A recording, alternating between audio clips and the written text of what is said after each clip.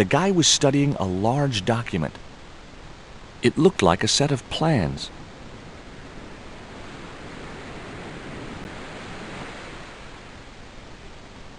I just had to sneak a look at those plans. Hey,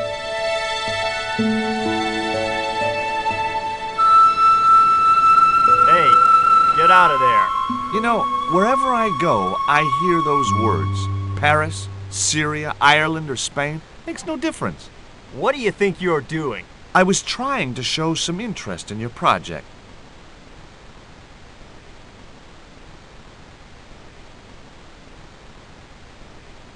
Hi, is this Ketch's Landing? Yeah, that's right. My name's George Stobart. You're a surveyor, right, Mr. Bronson. And of course I'm a surveyor. Why the hell else would I have a theodolite? I don't know, hobby maybe? Yeah, right.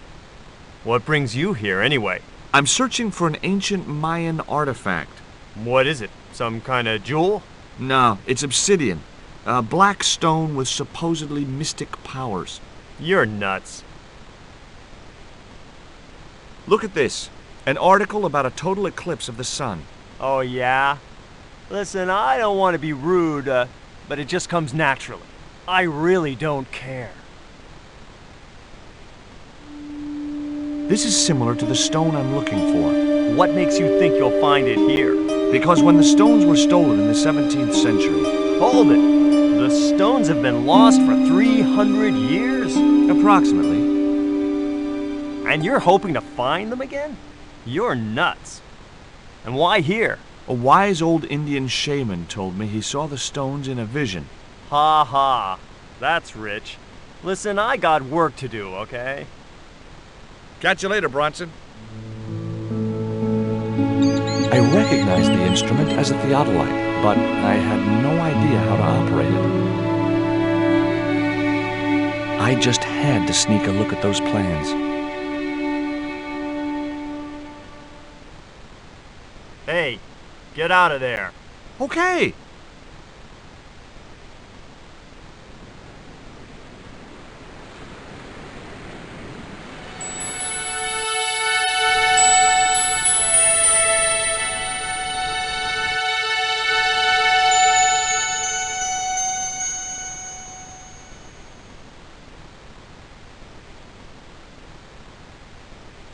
I didn't want a fishing net.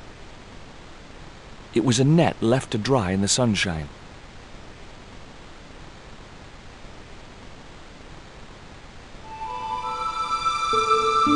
The kid looked about 11 or 12. He was fishing with the intense concentration of someone who had all the time in the world.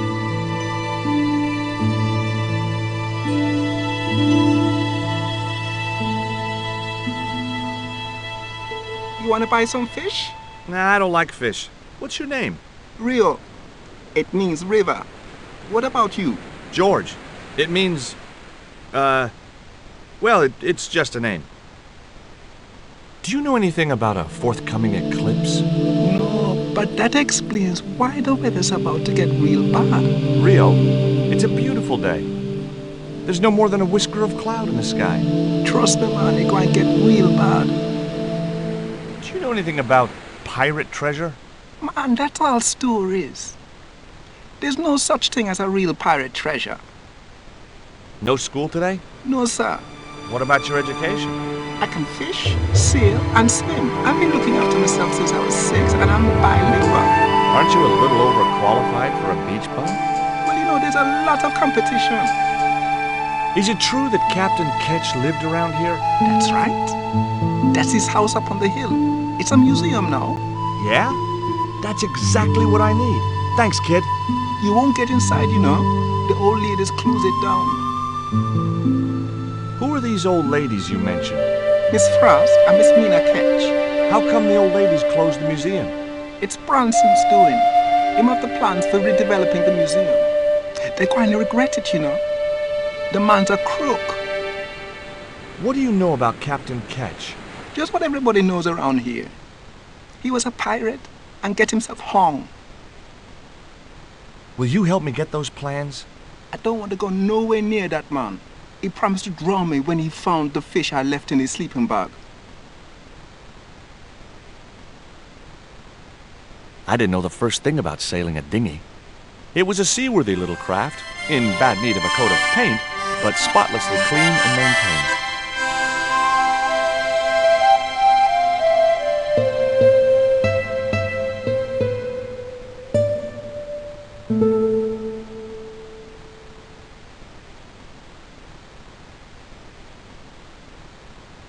The steps led up to the top of the cliff.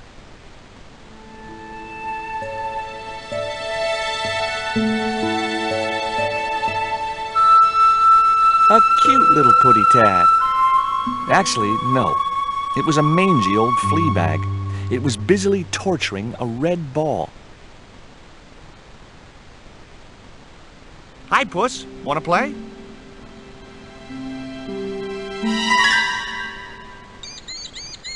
Hey, cat. Watch where you're putting those claws.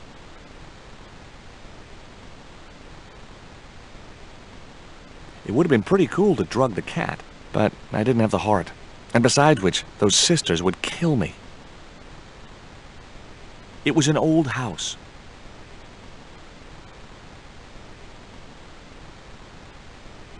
It was locked. The house is closed. How come? It is undergoing refurbishment. Refurbishment? Where are the workmen? Preparation is half the work, young man. The intention is to prepare the museum for the new century. The Frederick Ketch Memorial Museum. It would look nice in neon. A museum for a pirate? There was a stony silence. Frederick Ketch was emphatically not a pirate. It's precisely this sort of vile misrepresentation that Mr. Bronson is seeking to rebalance. Oh? How? Mr. Bronson has kindly agreed to undertake the museum's refurbishment at a very reasonable price. He understands the importance of a sense of history. Funny. That's not the impression I got of Bronson at all. He also understands spherical geometry. Mina? Well, he does. Listen, ma'am. I came a long way to visit this place. If we make an exception in your case, everyone will want to get in. Pardon me, but I didn't exactly have to fight my way through the crowds. You're the second visitor we've had today. No, I'm sorry, but it's impossible.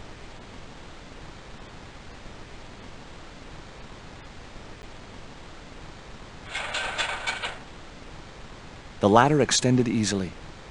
The ladder reached all the way up to the flagpole. You there? What are you doing?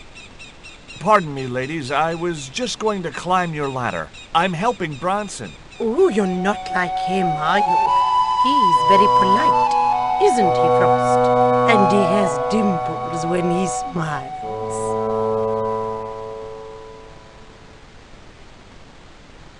Get down! Sorry. It was a closed window. The window was locked. The house's windows looked out over the bay. The windows were way out of reach. If I could get up to them, maybe I could climb in that way. It was a flagpole, one of a pair. I couldn't reach it. The flagpole had some sort of technical gadget on the end. I couldn't reach the flagpole, and a bush stopped me from moving the ladder across. Two old ladies were sitting outside the house, enjoying afternoon tea. A large tree stood beside the house, with a suggestive U formed by the branches. I couldn't think of any reason to climb the tree. Hi, my name's George Stobart. Good afternoon, Mr. Stobart. Would you care for tea? No, thank you, ma'am. I don't like tea. I've been talking to Rio, the little fisher boy. I'll thank you not to mention that little wretch in my presence. Dirty little whelk. Nasty fishy boy. That will do, Mina. I gather you don't have much time for the little boy. That child is a delinquent, Mr. Stobart. Yeah, well, he's only, what, 11, maybe? A knave with one hand on the tops. What is it about Rio that you don't like, Miss Frost? Well, once upon a time, he and Emily... Be quiet this instant, Mina. Can you tell me anything about Captain Ketch? More than you can tell me about your great-great-great-great-grandfather, no doubt. You're his descendants? Certainly. Captain Ketch was born in Dorset, England, in the reign of King Henry VIII. His family were undistinguished farmers, but young Frederick Ketch decided to go to sea. We have plenty of seamen in our family, Mr. Stobart. Are you interested in history, Mr. Stobart? Yes, I am. Frederick Ketch sounds like he was a pirate to me. As I have already told you, sir, he was not a pirate. They hanged him, you know, down there on the beach in front of his family. Didn't bother with the trial, just whipped him out from his breakfast table and hoisted him up in chains. Well, if he wasn't a pirate, what did they hang him for? Envy. Pure green-eyed envy. He had been a successful privateer, you see, and had accumulated great wealth. As rich as a mink in a paddock. Shut up, Mina. Yes, Frost. The small-minded governor and his lackeys wanted his money, trumped up some ridiculous charge about breaking the conditions of his letter of marque, and hanged him like a common thief. The blackguards! Letter of marque? The document that permitted him to engage and destroy the enemies of the crown. The difference between a lawful privateer and a pirate. Yoo-hoo! Sorry, Frost. Well, why didn't Ketch just say, take a hike, guys, I've got a pirating license? Frederick Ketch was not a pirate! But he did show them his letter of marque. But they destroyed it and hanged him anyway. You were telling me about Captain Ketch. Do go on. Oh, yes. He sailed under Hawkins. Jim Hawkins? John Hawkins, one of the great traders of the Elizabethan age. In 1568, Frederick Ketch was a young man serving aboard the Jesus, Hawkins' flagship. They sailed from England to Africa and across the wide Atlantic to these islands. Ketch was never to see the shores of England again. How come Ketch never made it home? Because the Spaniards sank the Jesus in an act of treachery. You said Hawkins' fleet traded between Africa and the Indies. What was it they were trading? Black men with no shirts. You have to understand, Mr. Stobart, that this was the 16th century. But that doesn't alter the fact that Hawkins and Ketch were slavers and pirates. Would it surprise you to learn that Hawkins was also a devoutly religious man? He transported slaves in a ship named after Jesus Christ. In my book, that makes him a hypocrite. What happened to Ketch? Was he killed? Oh no, he got away and returned to this island, to this very house. The Frederick Ketch Memorial Museum. Is that your cat? Yes, it is. That's Ruddles. Do you like cats, Mr. Stobart? You bet. Especially spit roast. You're really fond of that cat, aren't you? He is our companion and our solace. I thought about catnapping the little monster until they let me in, but it wasn't my style. Maybe there was some other way I could use their affection for the cat to get me into the house. What can you tell me about Emily? Emily? What business can she be of yours? Her parents were killed in a typhoon. We, as her only living relatives, took it upon ourselves to raise the child. It's good to know Charity isn't dead. Oh, but she is. Washed overboard in the typhoon. Mr. Stobart wasn't talking about Emily's mother. He was being sarcastic. What else can you tell me about Emily? How dare you pry into our family in this way? I refuse to answer any more of your impertinent questions. Okay, it was time for diversionary tactics. I thought I saw a little girl down on the beach. You must be mistaken. He must be mistaken. Mustn't he, Frost? I'm sure I'm not. A little girl and that young fisher boy. What? It's not possible. What were they doing? Oh, the kinds of things that all little boys and girls get up to at their age. When I was a little girl, we used to play cows and milkmaids. Woe betide you if you're lying to us, Mr. Stobart. Heaven help you.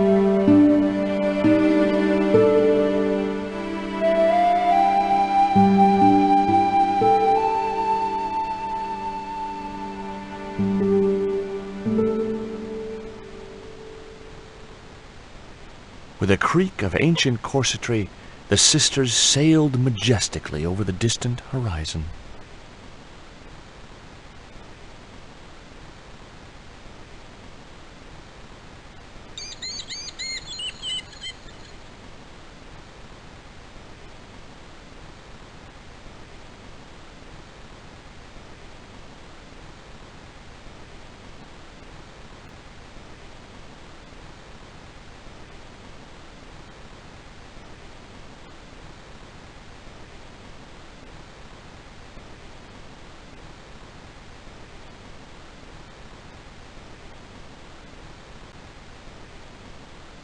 I couldn't reach the flagpole, and a bush stopped me from moving the ladder across. The flagpole had some sort of technical gadget on the end.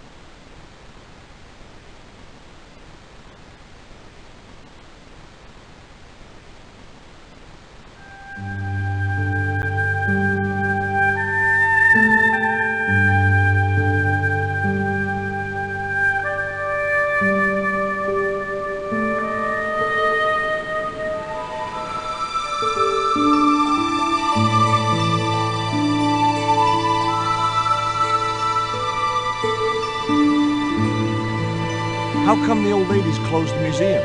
It's Branson's doing. Him have the plans for redeveloping the museum. Oh, I know all about Mr. Branson's plans. Tell me about your friend Emily. Why are you so interested in Emily Ketch? Emily Ketch? A descendant of Captain Ketch, the pirate? Yeah, Well, it doesn't bother you? why should it? We don't responsible for our ancestors. Can you let me have a fish, kid? I thought you say you don't like fish. It's not for me. It's a present. For the old ladies? Well, it makes a change from flowers and candy.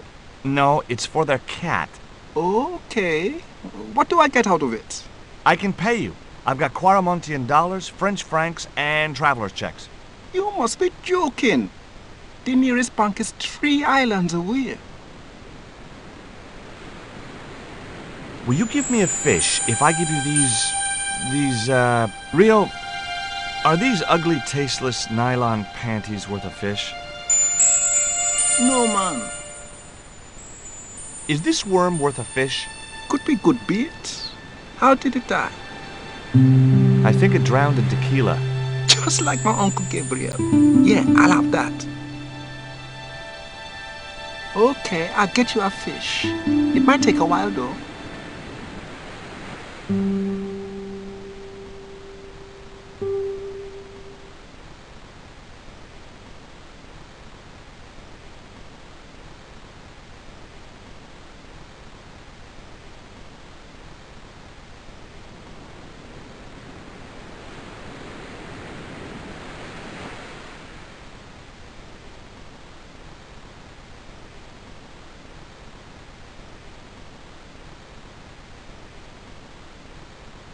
What are you doing with the theodolite? Surveying the old house. I got great plans for this place. Oh, yeah? You bet. Take a look around. What do you see? Paradise. I see opportunity. This place is ripe for development. I like it just the way it is. And that's where we differ. You see, Mr. Stobart, I'm what you might call a man of vision. I see a great future for Ketch's Landing, and it all starts here, with that house. Say, was that kid giving you trouble? The Fisher boy? No, he was very polite. Ha! He's a juvenile delinquent. I suppose he told you I was a crook.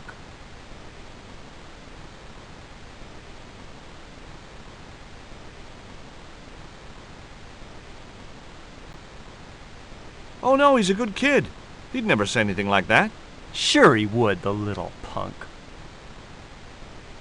How do you survey a house like that? I've put a target reflector on the end of one of the flagpoles up there on the house. I sight on it from various locations through the theodolite, record the angles along the baseline, and triangulate them to give me the exact position of the target. Understand? Why the end of the flagpole? Wouldn't it have been better on a corner of a wall or something? Are you a surveyor? No, my degree's in law. Then shut up. Tell me about the 2 old ladies. Who? The Ketch sisters. One of them's crazy as a coot, and the other will turn you to stone if you're not careful. Did you see the sisters go by? Yeah, they wanted to string that Fisher brat up. Of course, I told them where to find him. A fink as well as a creep. Nice. But he'd managed to vanish somehow. Can I take a look at your plans? No way! What interest would they be to you, anyhow? I've always had a secret desire to be a surveyor. You have? Sure. I mean, you surveyors are just like the great explorers, aren't you? Henry the Navigator, Vasco da Gama, Chris Columbus. Maybe you don't sail uncharted seas or discover new continents, but you're okay in my book. Horseshit. You just stay away from those plans, you hear? Catch you later, Bronson.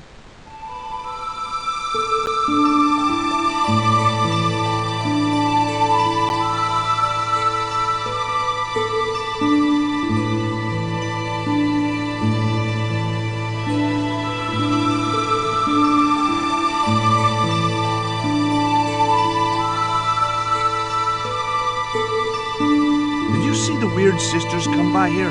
Did I? They look madder than usual, so I hide until they're gone by. Just as well. They thought you were playing with Emily. Boy, were they steamed. Emily? You're madder than them. I think Bronson is trying to cheat those sweet, vulnerable old ladies. That's a little unfair, isn't it? Okay. He's trying to cheat those seriously demented, poisonous old ladies. You have to admire his acumen.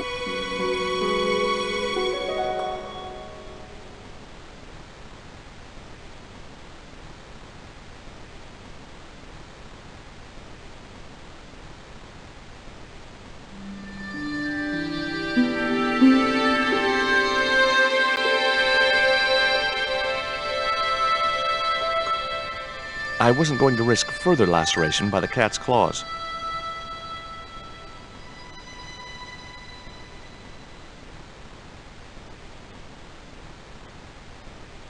Just my luck.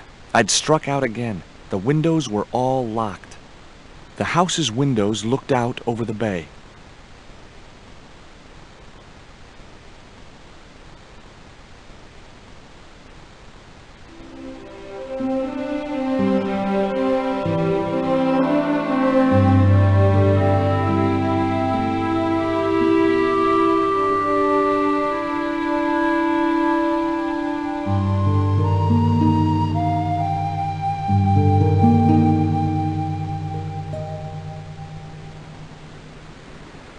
No luck with the fish?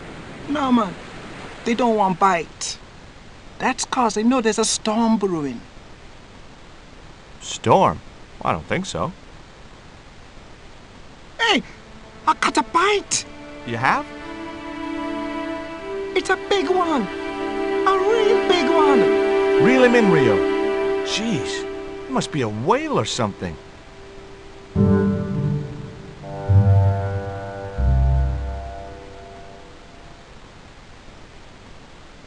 Rustiest whale I ever see.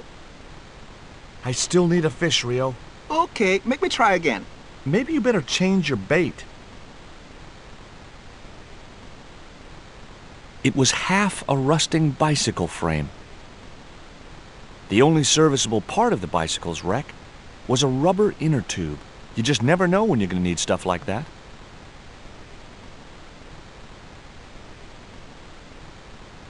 There was nothing else on the bicycle wreck I could use. It was half a rusting bicycle frame.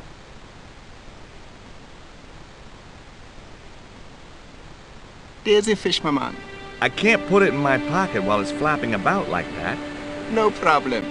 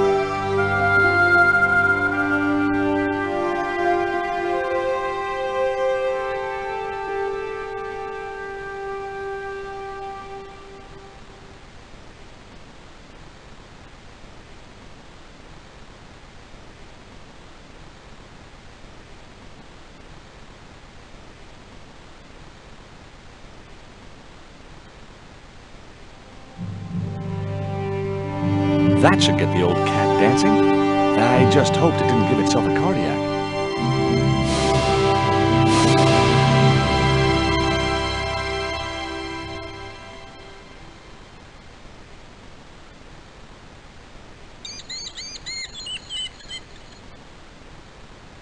A cute little putty tat.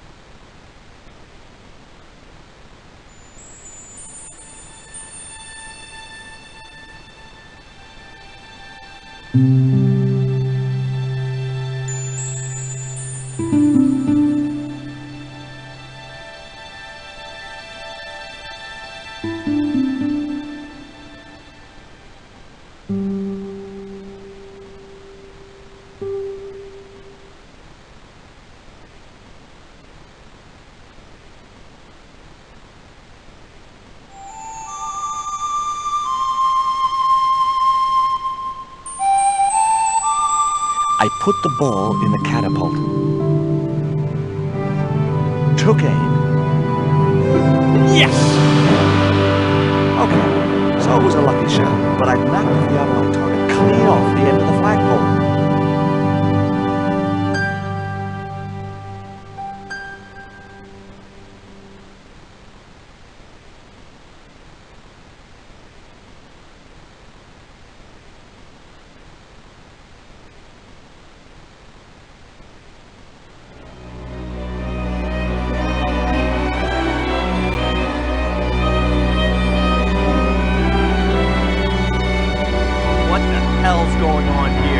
Hi, Bronson.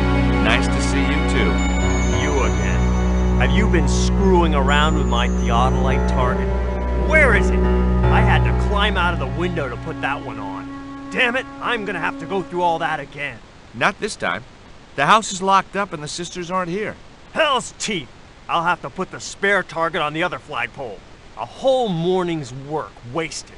I'm gonna fix all this and then I'm gonna fix you, you hear? Yeah? Fine. I'll be waiting.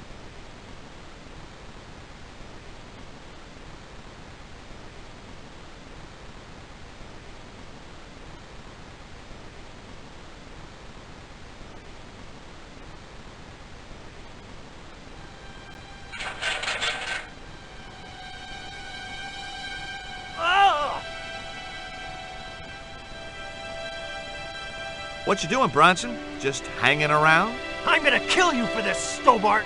Get me down from here! What, so you can kill me? Gee, you talked me out of it, Bronson. I felt a little guilty about leaving Bronson up there, but not much, obviously.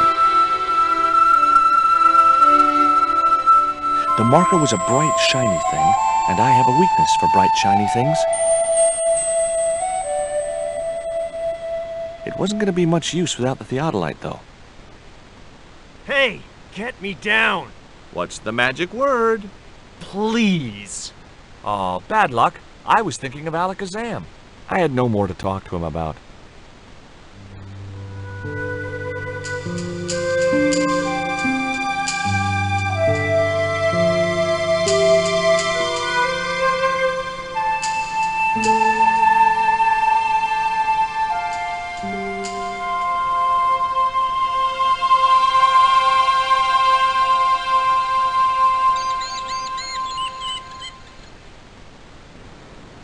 With Bronson out of the way, I could finally get a clear look at the plans. Engineers' drawings didn't mean much to me, but one thing was clear. These plans were for a 5-story, 200-roomed, luxury, pirate-themed hotel. Another stain on the bedspread of paradise.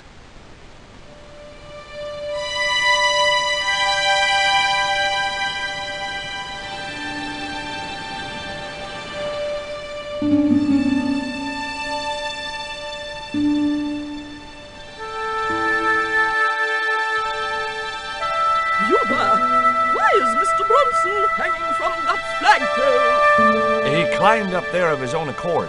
Then Help him, you stupid man! Quickly, before he falls!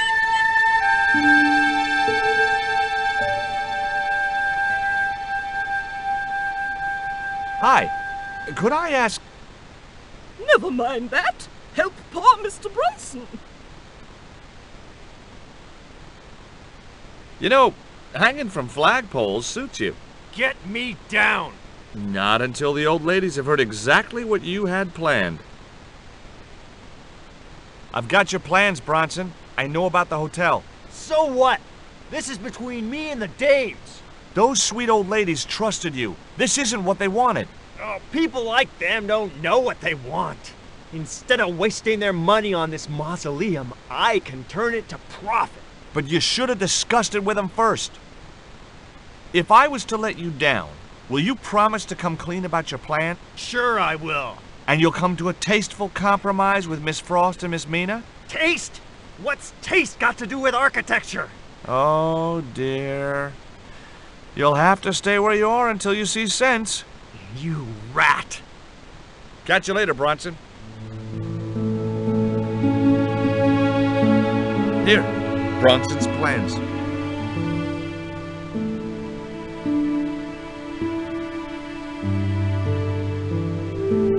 This means nothing to me.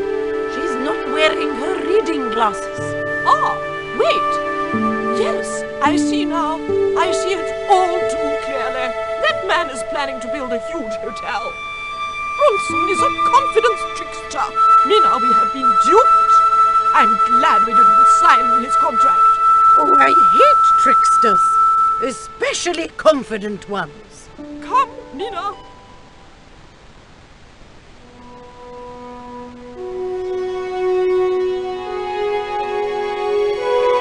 Mr. Bronson, you may consider yourself persona non grata. Yes. Ave Canum. Kindly disentangle yourself from our flagpole and eject yourself from our property this very minute. Disentangle. Eject. Hey, cut that out, you crazy old bat. How dare you! Mina isn't crazy, she's just engagingly eccentric. Yeah, as a bedbug. Ouch! Lovely as this little vista is, I'd be really grateful if you could let me into the museum now. Certainly, young man. We are most grateful to you for exposing this scoundrel, Mina the Lock.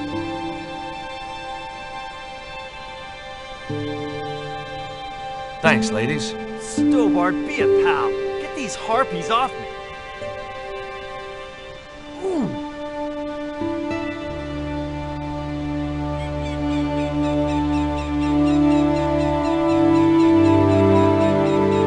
While George was basking in the sun-drenched Caribbean, I went to London. It was a long shot, but I thought I'd start my search for the Jaguar Stone at the British Museum.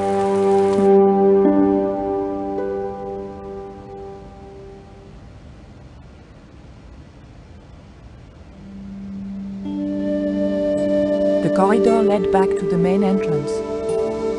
The carving looked Central or South American in style, perhaps Aztec. I doubted I could sneak this enormous stone out under my jacket. It was a woven wall hanging with a South American design. The mask looked more African than American.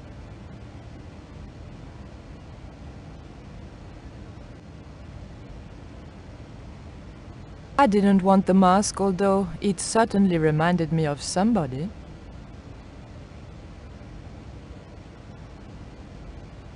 It was a stone identical in size and style to the Coyote stone. However, this stone bore the image of a jaguar. The cabinet was locked.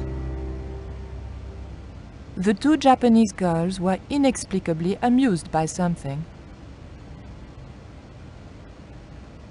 Bonjour. I wonder if you could help me. Ohayou gozaimasu. What's so funny?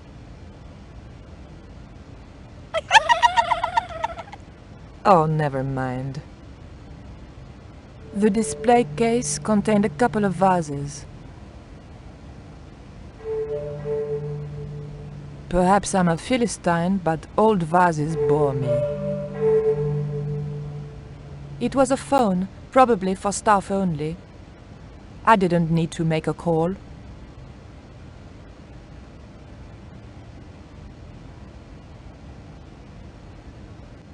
It was a small, flat square of polished obsidian. Nothing like the one I was looking for. According to the caption, this was the scrying mirror given to Dr. John Dee by Sir Francis Drake. The cabinet was locked. There was a huge carving of somebody who must have been important once. There was nothing I wanted to do with the statue except find out where he bought his hat. Très chic. The carving looked Buddhist in subject, but Mesoamerican in execution. I wanted nothing to do with that statue. It made me nervous somehow.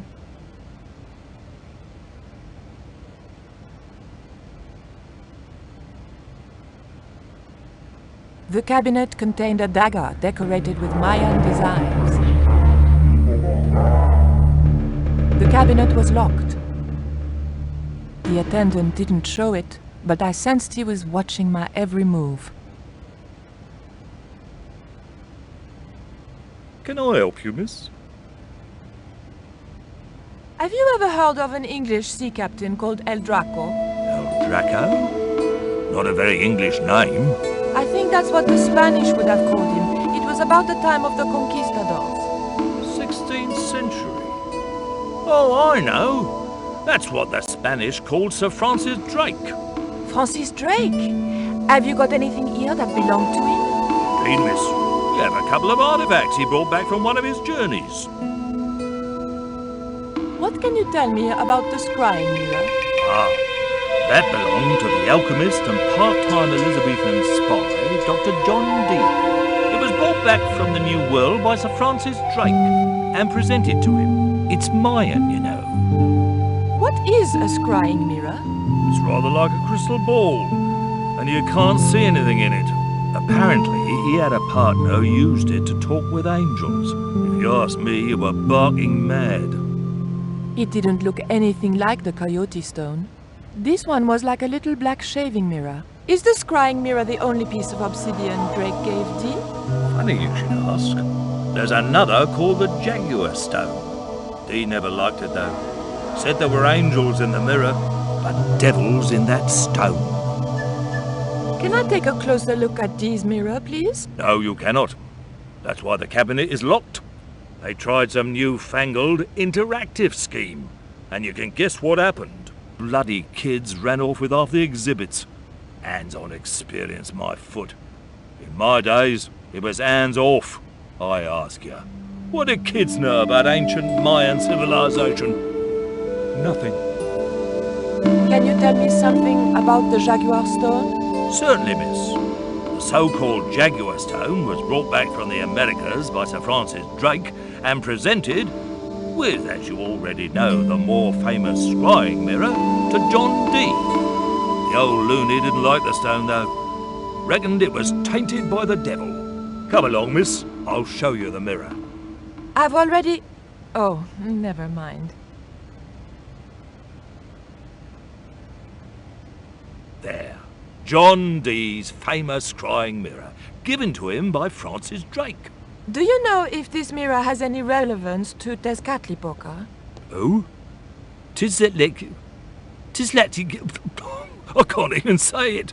There's someone here who'll be able to help you better than me.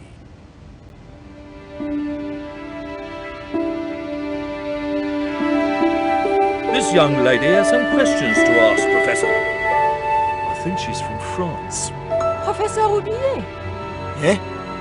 What? You two know each other, do you? Excuse me, the telephone.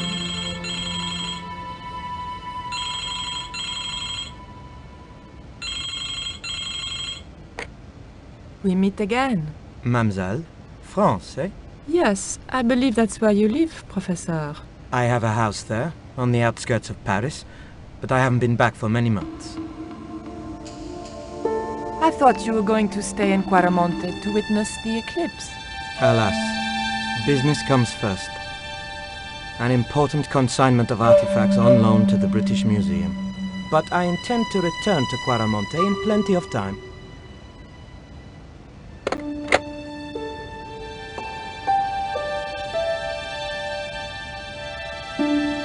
Professor Oubier, your taxi's here. If you'll excuse me, I have some urgent business to attend to at the docks.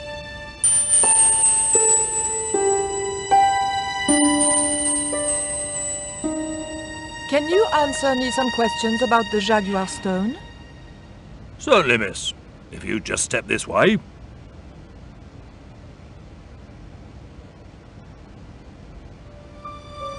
It's gone. Some sods half-inched it. Half-inched? Stolen it, miss. Never mind. The silent alarm will have been tripped. I'm afraid nobody can leave until our crack security team gets here.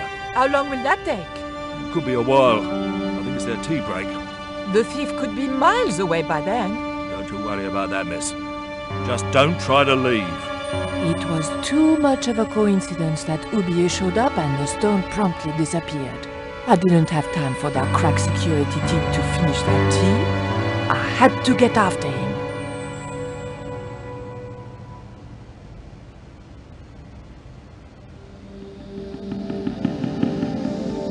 It would probably be less suspicious if I kept away from the empty case. All that was left inside the cabinet was a card describing the missing stone.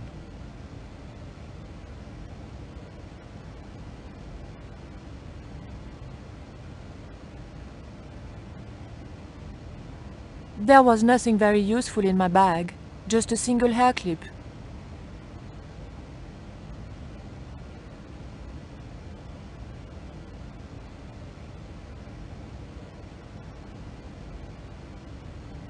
The key unlocked the case.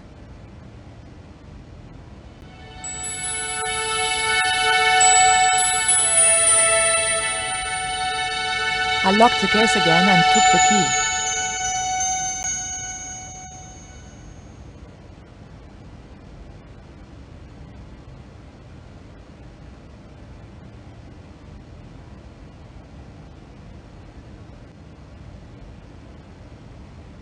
There was no point in locking the cabinet now the stone was gone.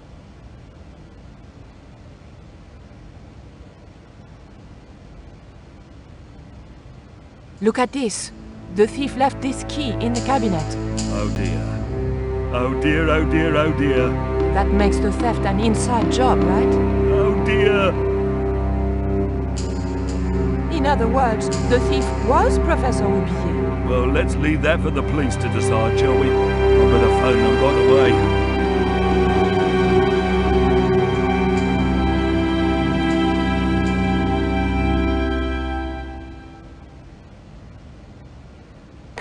Hello? I knew I had nothing to worry about if the police were called. Yes, I'll hold.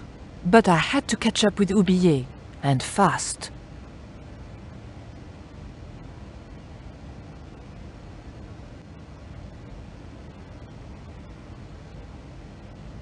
I wasn't going to leave until I knew where Oubier had gone.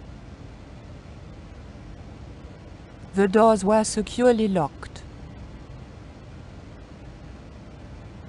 The dagger might leave or open the doors, but I wasn't going anywhere until I knew where Oubier had gone.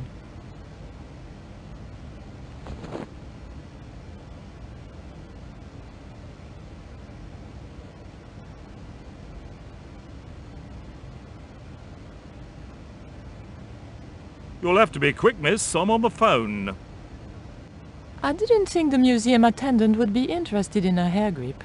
Not even a cute one like this. Don't you think it's suspicious that Oubier has urgent business at the docks? Not in the slightest, young lady.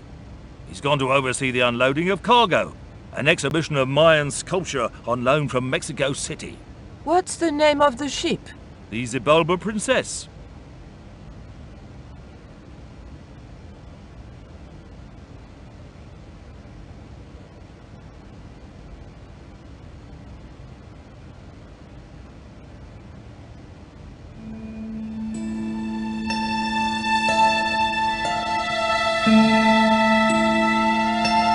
the handle open with the thin dagger.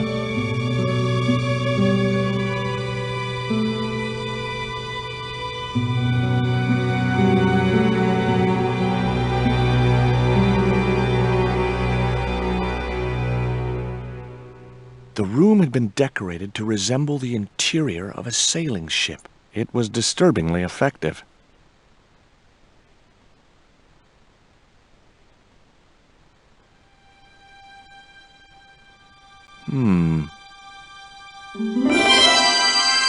Surprise!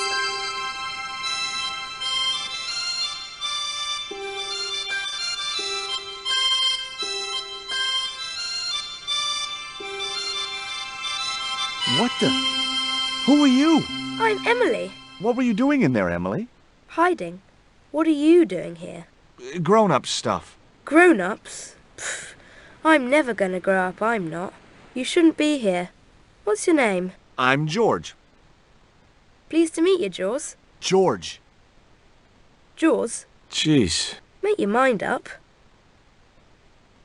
Do you know how to use a theodolite? We don't learn anything about surveying at my school. Not until 5th grade. Would you like to play darts? No? Oh, come on. I'll throw, you catch. That's dangerous. Darts will stick in me and make me bleed. Look, an ancient Mayan stone. Is that a magic stone? Well, I don't know about that. No. I bet you can't keep this piece of coal in your mouth for the next half hour. Could too. I could keep it in my mouth for hours and hours and hours. Yeah? Go on then. Prove it. Don't want to. And if you try to make me, I'll tell Aunt Mina. Why don't you go play with Rio? I'm not allowed. How come? 'Cause Aunt Frost says I'm not allowed out of the house. That's why, Mr. Nosy Beak. Too bad. Why don't you ask your other aunt if you can play with Rio? Aunt Mina's cuckoo. Aunt Frost says so. She says when the Lord handed out common sense, Aunt Mina was off getting double portions of chin. That Rio's a smart kid. He helped me outwit Bronson. Rio is clever. He can spit ever so far. What can you tell me about Captain Ketch? That's him on the wall, in the picture. Yeah? Boy, that's interesting. He was a sailor captain. This is his house.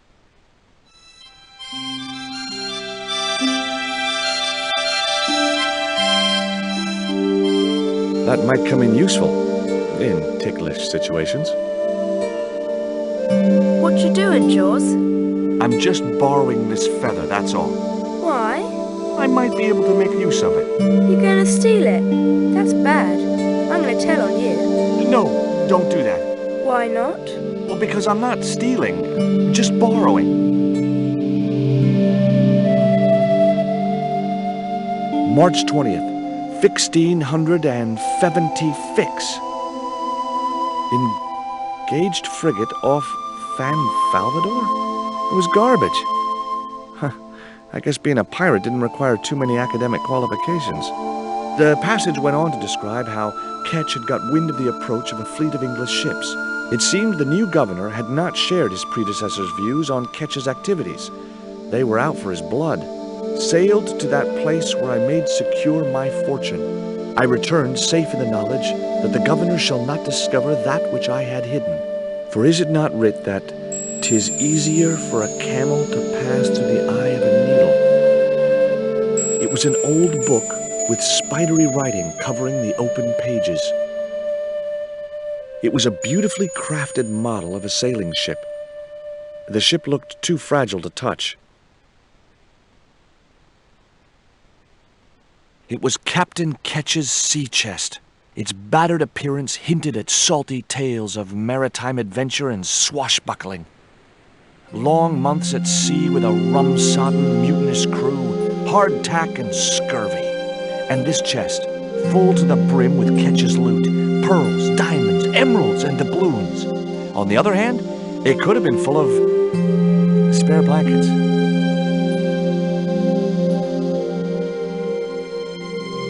It was an actual pirate ship chart. Okay, I've had my hands on an historical document. Now what?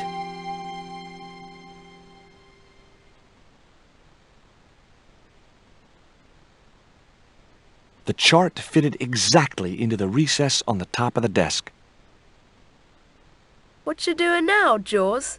Knock it off, will ya? There's something you ought to know. I don't buy cute or lost puppy.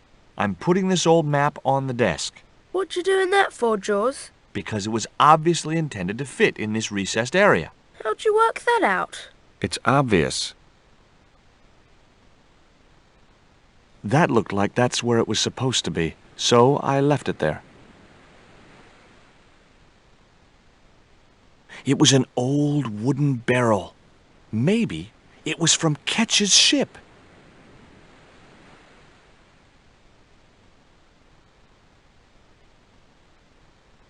Yow!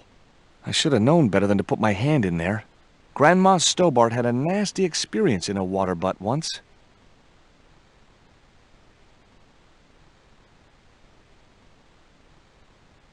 It was a shiny and very sharp-looking pirate's cutlass.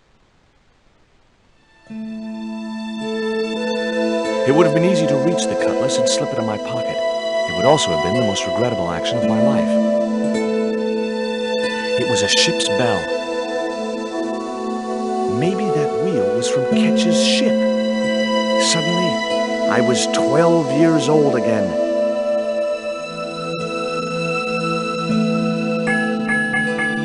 Two bells and all's well. Pirates were cool.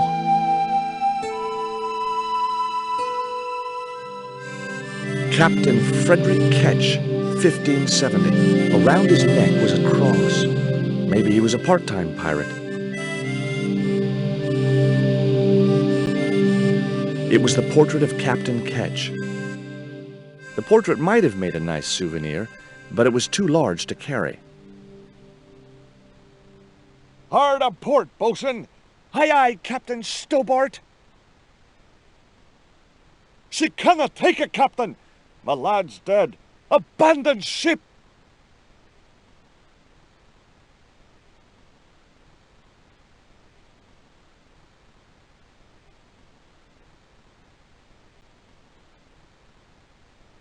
Why don't you run along and play? Aunt Mina told me. Stay out of mischief. Well, that doesn't mean you have to stay indoors, does it? On a beautiful day like today? There's a storm coming. Oh, nuts. You don't know that. I do so. I can see the whole world from the window. Yeah, well, like I said, I'm busy. That cross you're wearing, Emily, It's my lucky Jesus cross. it's just like the one Captain Ketch wore. Uh-huh. Can I borrow it? Uh-uh. What would you trade for that cross, Emily? A puppy. Well, I don't happen to have a puppy in my pocket right now. Can you think of anything else you'd trade? Don't know. The little girl had cute freckles, cute little nose, and the eyes of a KGB interrogator. Around her neck was a large cross on a chain. It was identical to the one in the portrait of Captain Ketch.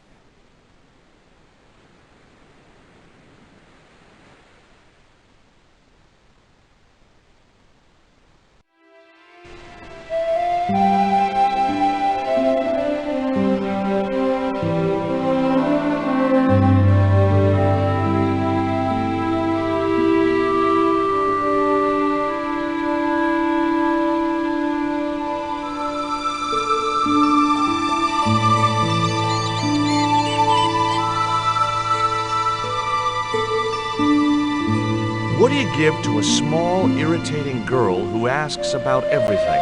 Try a conch. Delicate colors, interesting shape, and when you put it to your ear, you can hear the sea. Yeah, why's that? Usually because you're standing next to it. Cool. Have you got one? Yeah, but I promised it to my sister. She well vexed with me. Why is your sister mad with you? But last night, when I got home with our supper, she went wild. Rio, she said, how come all you ever catch is puffer fish? A sicker puffer fish. What I want is tiger fish. So don't bother come back home till you catch one, boy. I don't see how I'm gonna catch no tiger fish. All I have is a fishing pole and a worm. What do you need to catch a tiger fish? One of them real fancy flies like the rich fishermen use. Any use for a quill? What's a quill? It's what people used to write with in Captain Ketch's days. No, man, I'd sooner be fishing.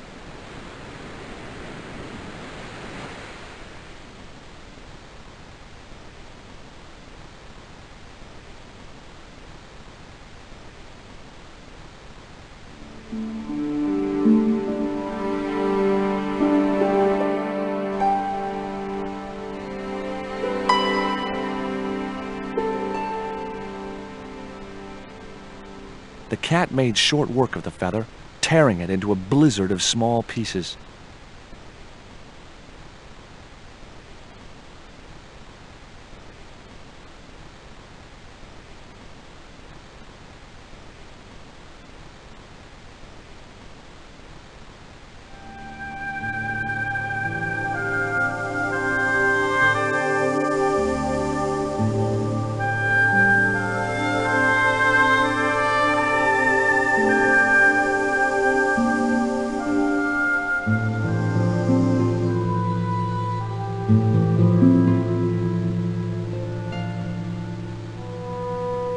Hey, this is just what you need to make a fly. Thanks. Let's hope them tiger fish hungry. A deal's a deal. Here's a conch.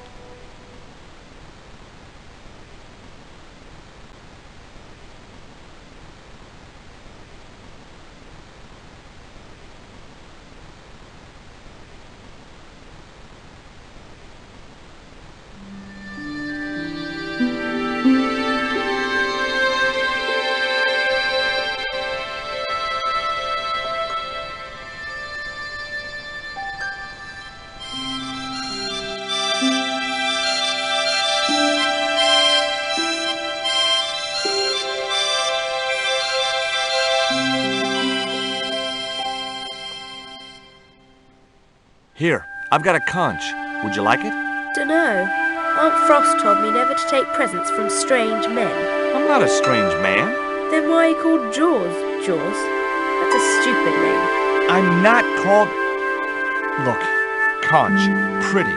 Swap for the cross, yes or no? Right, this thing's going out the window. Okay, we'll do swapsies.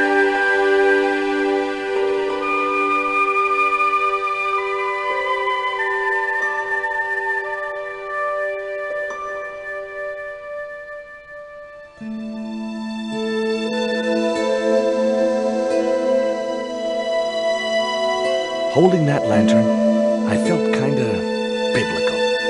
Like Jesus or Florence Nightingale.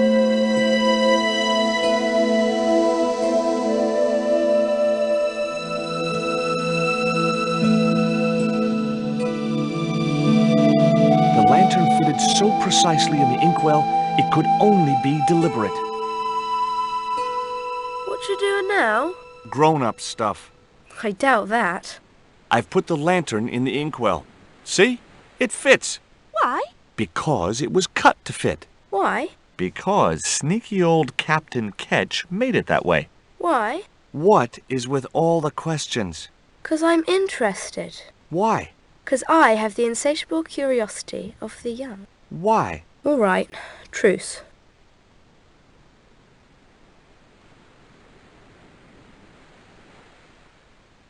Ketch's cross slipped snugly into the penholder.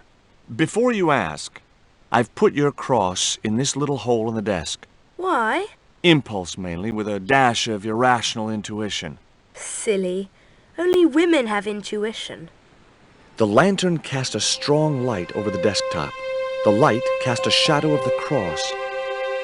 And the shadow fell precisely over a small, unnamed island shaped like a skull.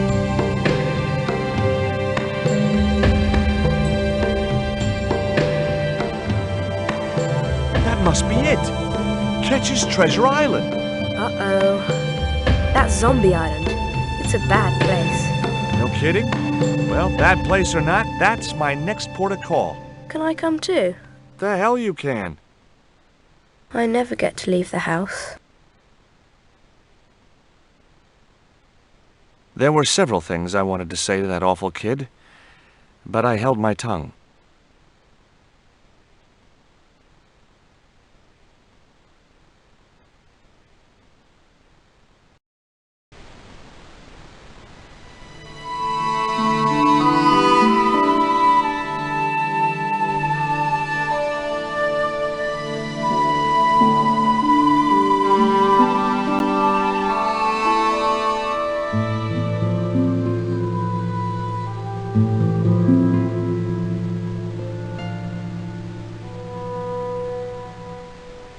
Would you take me to, Zombie Island?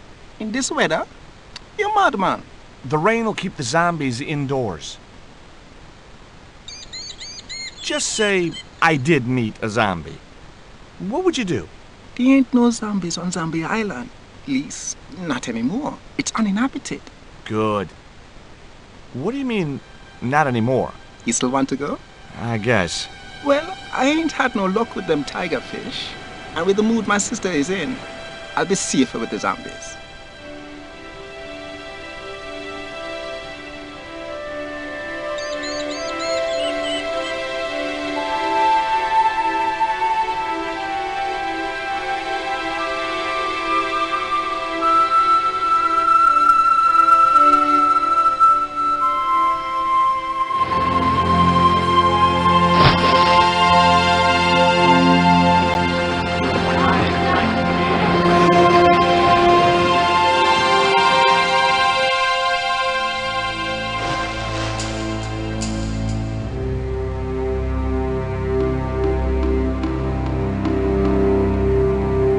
So, this was Zombie Island. Somehow I'd been expecting something more sinister. Come on, Rio. Let's find that treasure. No, thanks. I'm staying right here. Oh, come on. You said yourself there's no zombies left. Yeah, but that was while there was a big pile of seawater between me and this place. All me have now is this little bit between the boat and the shore, and I'm hanging on to it. That Emily sure asks a lot of questions. Rest, man. This whole Emily business just isn't funny. Look, we're obviously at cross purposes here. I'm talking about Emily Ketch. Yeah, and so am I. She was my friend. Her aunts hated it, but we did move together, you know. She used to be real keen at hide and seek. It could take hours to find her. One time, the last time, it took days. She must have shouted and screamed herself hoarse, but there was nobody to hear her. Where'd she hidden herself? Captain Ketch's old sea chest. The only way to open it was from the outside. Suddenly, I didn't feel so good. We never exchanged another word about Emily Ketch. Rio's boat was strewn with fishing nets and tackle. It was the boat that Rio had brought me in. It was Rio waiting patiently in his fishing boat. The cliff stopped me getting off the beach. The outcrop was about the only feature on the cliff face. The outcrop was about the only feature on the cliff face. The cliff was steep, too steep to climb without handholds. And I couldn't find any.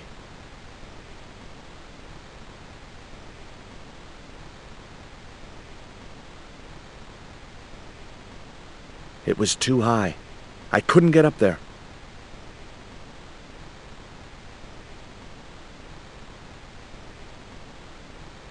Could I borrow your net? Yeah, man, no problem.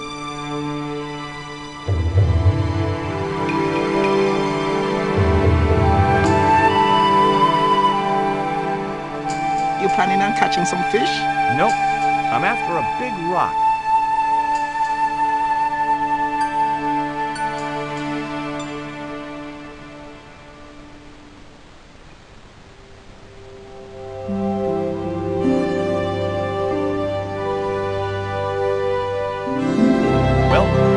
I go. Wish me luck, Rio. Good luck, George. Watch out for the Walking Dead.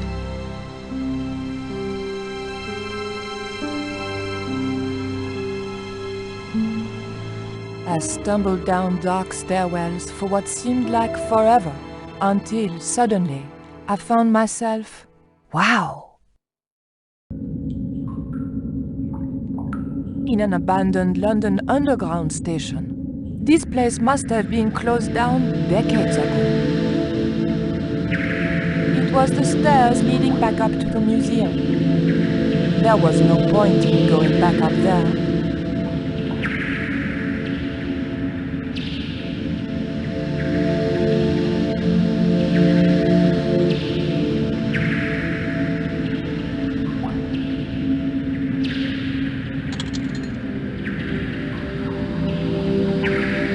pushed the hair clip into the slot and whatever was stuck there disappeared into the machine.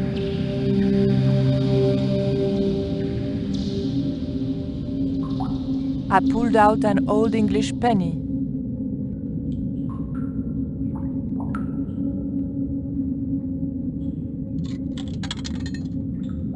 An ancient bar of chocolate dropped into the tray at the bottom of the machine. And as a special bonus, the penny dropped through to the reject bucket.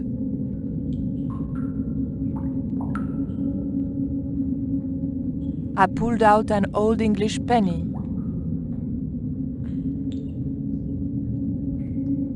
I took the ancient bar of chocolate. A pile of old railway sleepers was blocking the platform. I'd probably break my neck if I climbed over the sleepers, or worse, a heel. It was an old ticket machine. A sign read, "Tickets 3D." The machine looked like it had sold its last ticket a long time ago.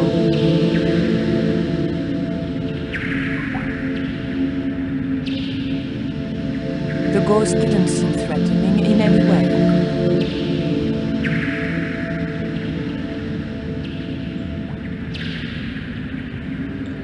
The ghost obviously didn't want to talk. Perhaps it was shy.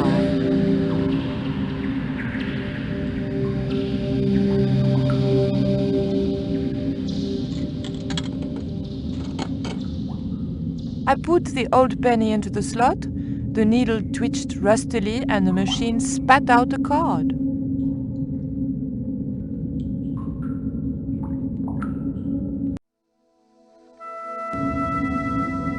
It was a maintenance cupboard. A latch lock stopped me getting into the cupboard.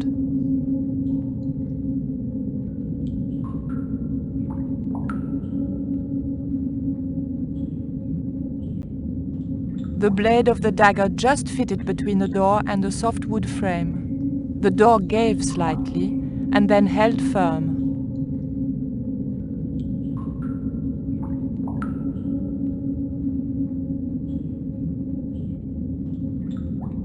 I remembered my student days when I regularly forgot my house keys. A wiggle with the thick card between the frame and the lock, and the latch lifted. It was a big, red, ever so tempting button. There was nothing in the cupboard except for a red button. It was an old map of the London Underground. It looked just like the modern one. The poster was advertising a play I'd never heard of. The date on the poster was before I was born.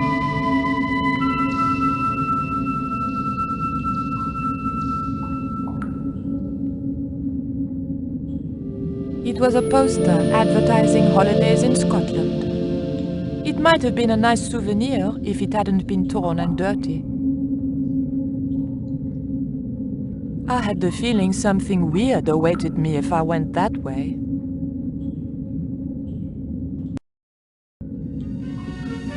Who the hell are you? Joey, is that you?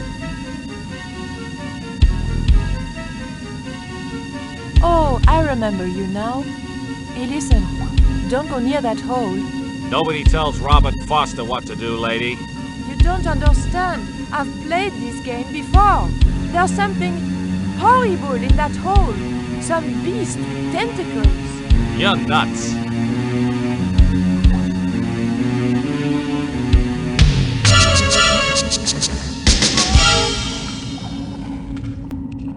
They don't make animations like that anymore.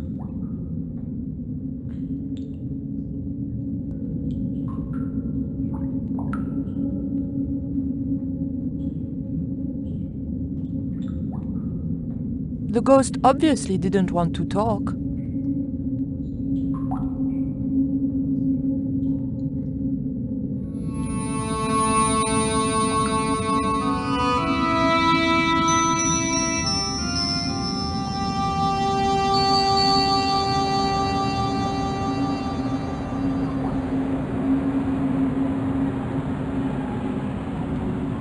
train was my ride out of there. I could worry about not having a ticket when I got to the docks.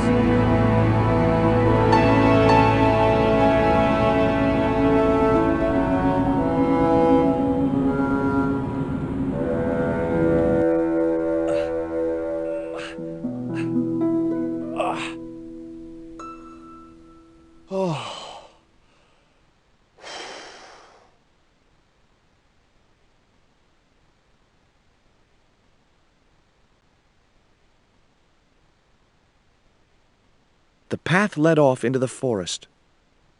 The path led off towards the center of the island.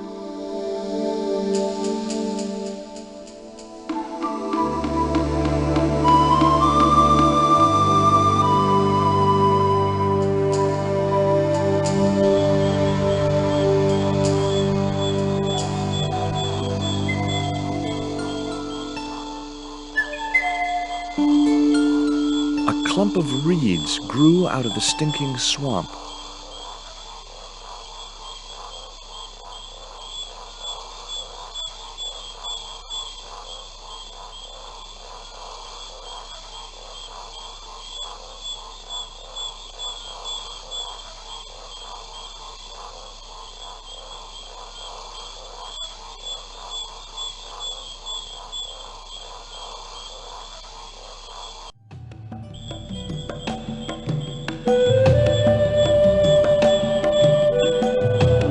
There was something in that hole beneath the rock.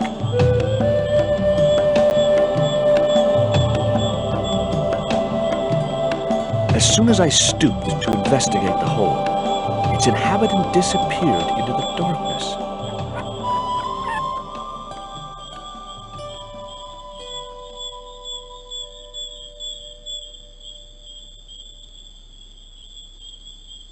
The end of the reed was too narrow for the dart to fit into. The end of the reed had been neatly bitten off. Now I knew what was living in there. A long-toothed, snarling, furry wild thing.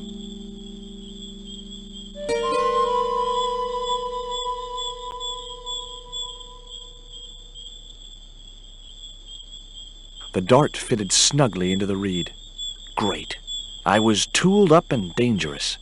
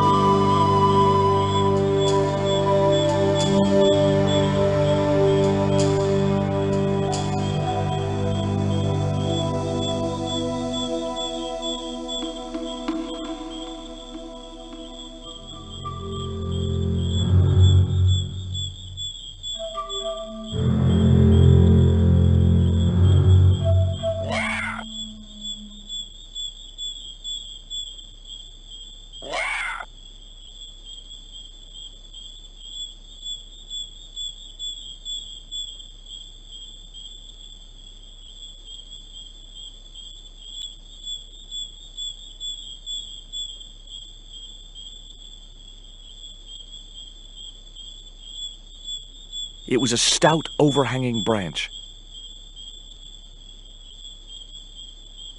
If I jumped, I could just about reach the branch. Climbing the tree wasn't going to help any in this situation.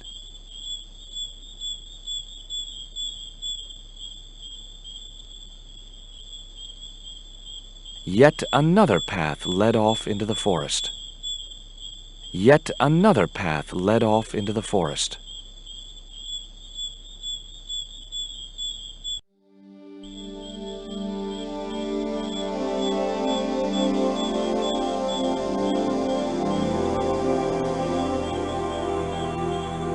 The creeper just came away from the rock as I pulled it.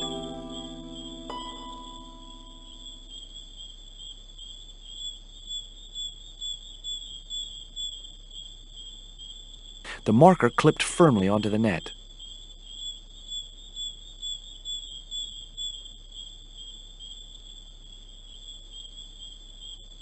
Great. I'd created some sort of creeper marker fishing net assembly. Sometimes I terrify myself with my creative genius.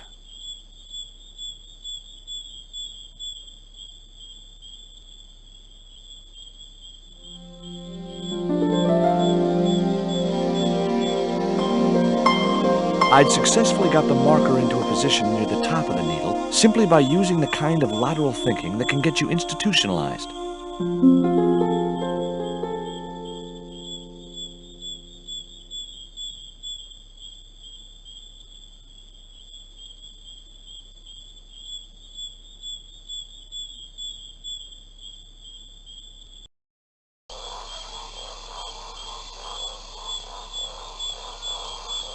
It was a stagnant swamp.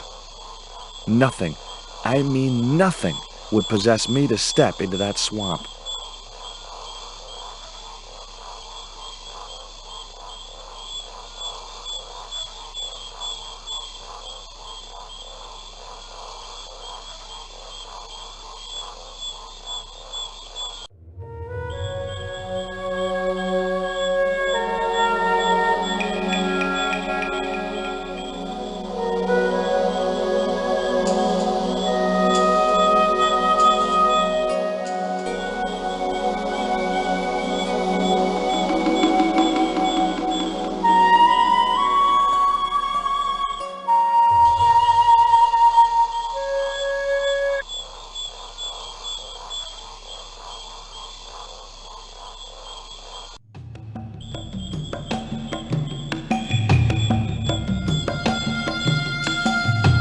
The path almost certainly led somewhere I'd already been.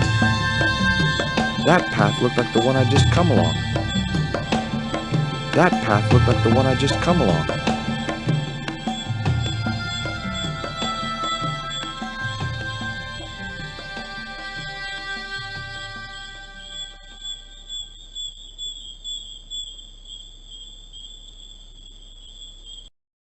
Hold on. I've been here before. Haven't I?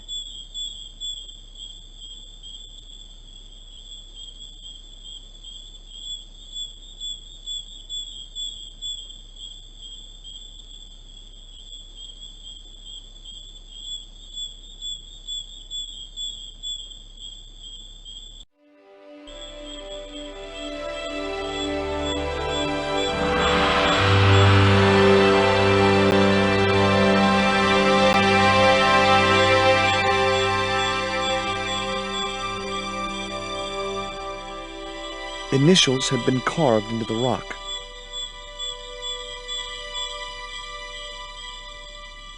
Initials carved into the stone read F.K. Frederick Ketch had been here. 3 shallow holes had been made in the rock. Joining the dots would make an equilateral triangle.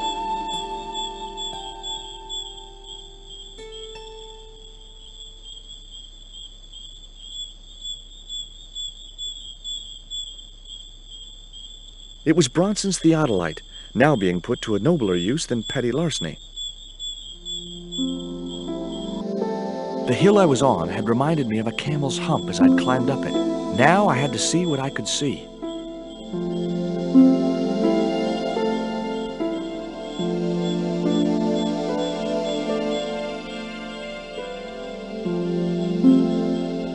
was a good cave for hiding treasure in.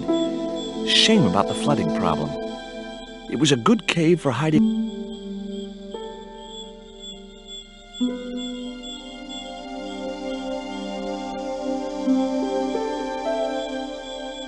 A needle rock. Eye of the needle? A needle...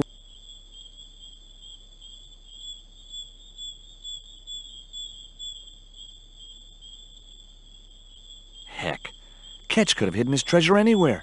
This island's full of hiding places. Heck. Heck. Heck. Heck.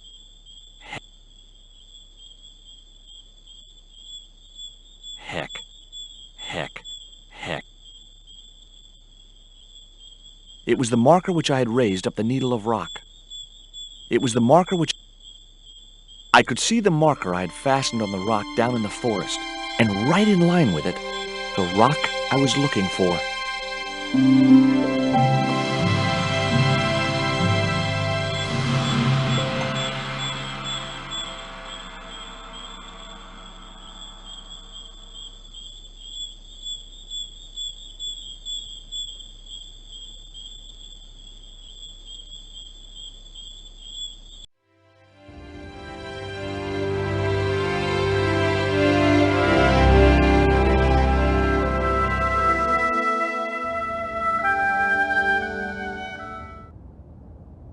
The Xibalba Princess lay at anchor just below Tower Bridge.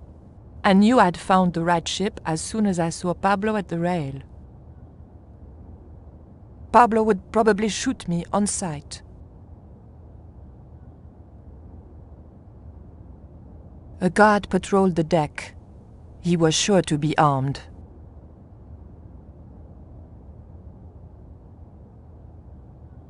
My business was here, not on Tower Bridge.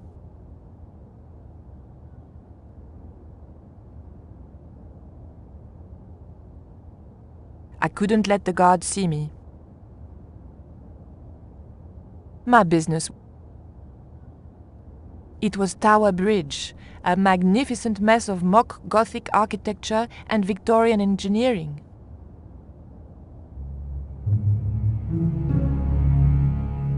The grate sheltered me from unfriendly eyes.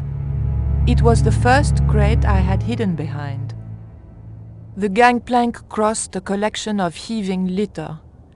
I suppose the Thames was under it somewhere. It was a porthole to the main cabin.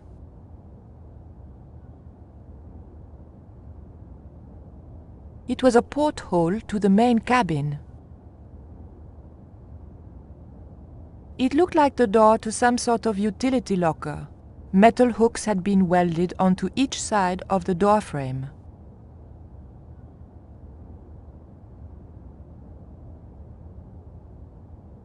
A mop for swabbing the deck stood against the wall. A ladder gave access to the cabin's roof.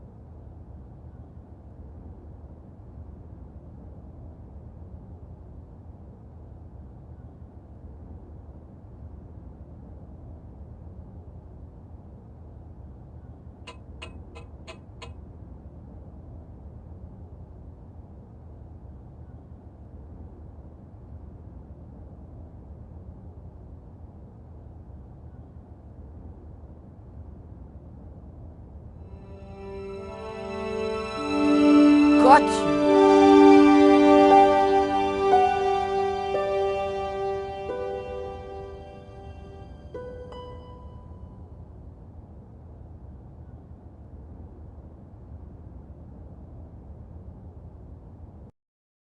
But the collar woman was there. They'll know it was me. But you have the stone. The right stone, you're sure? Yes, of course, it's the Jaguar stone. No possible mistake. Here it is.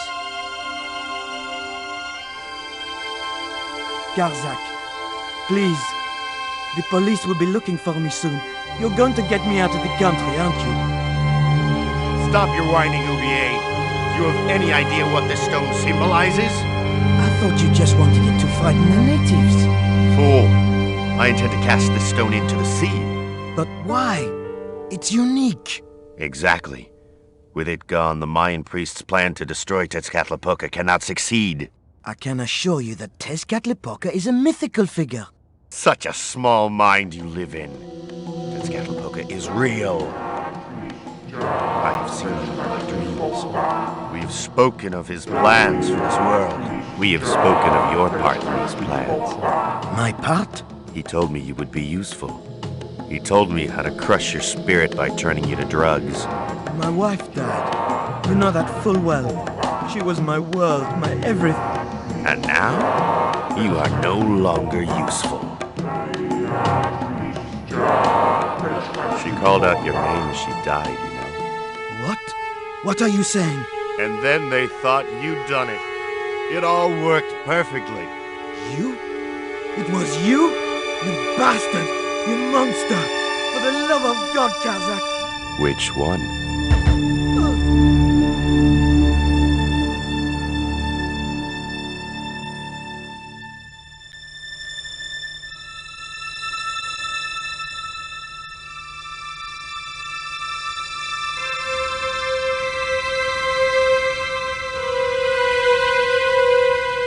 There were no signs of life, but I checked that Ubier really was beyond help. We were going to need the stone to thwart Karzak. I knew Ubier would have approved. It was the Jaguar stone, all right.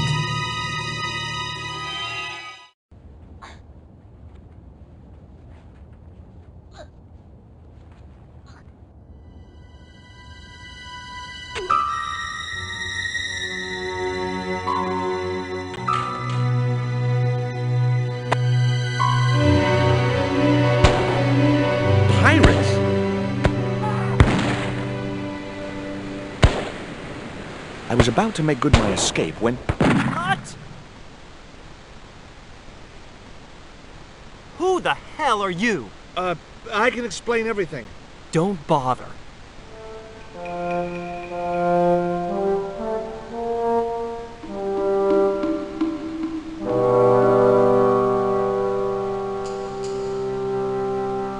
I'm sorry. I didn't realize you were making a movie. So who are you? Stobart. George Stobart. 2 B's and 2 T's. It's okay, Mr. Hawks. He wasn't in the shot. Hawks? This had to be Carlton Hawks, the newest enfant terrible of Tinseltown. I'd read about him. Mailroom boy makes good. Nice to know it was still possible to get to be a director armed with only an encyclopedic knowledge of postal charges. Stay out of the way, surfer boy.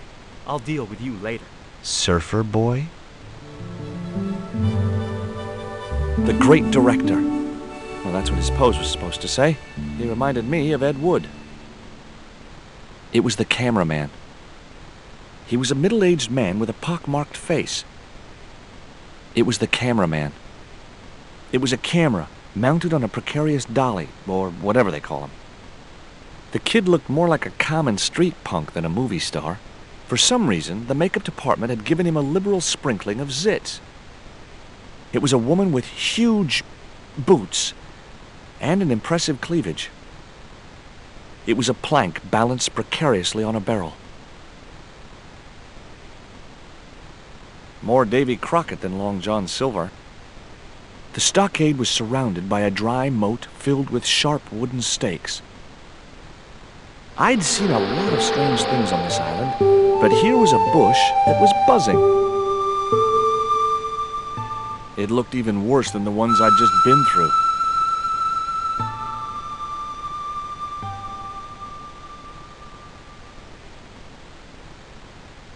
It was a plate of buns. It was a pile of pancakes which were being devoured by the big guy. He couldn't get enough of them.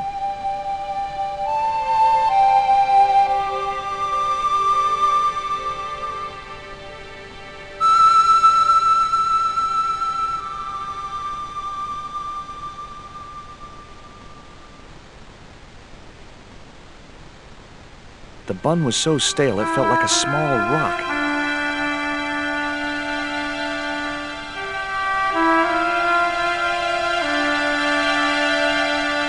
Hi, I'm George Stobart.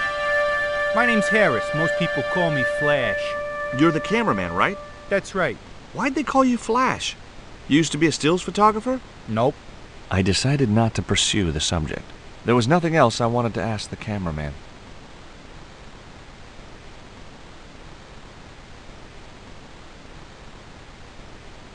Hi, George Stobart. Hello, mate. You're English, right?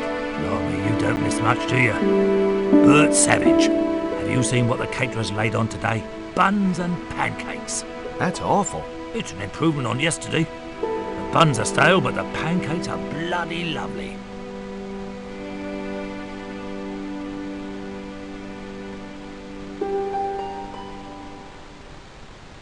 Hi there, George Stobart. Uh-huh.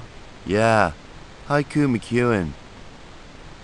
I may not be making millions of dollars, and I may not have thousands of nubile, if uncritical, young women lusting for my body, but I've got something that you haven't. This small piece of coal. Man, you're getting freaky on me. Would you like a bun? No way, man. I have to be careful what I eat. Yeah. Never eat anything smarter than yourself. Is your name really Haiku? Yeah. It was my mom's idea, okay? When I was born, I was so small and perfectly formed I reminded her of a Japanese poem. Well, I guess it could have been worse. She could have called you Limerick. That's my middle name. Did you always want to be an actor? I don't think of what I do as acting, man. You're not alone. It's more like I'm the voice of my generation. What I'm saying for the kids on the street.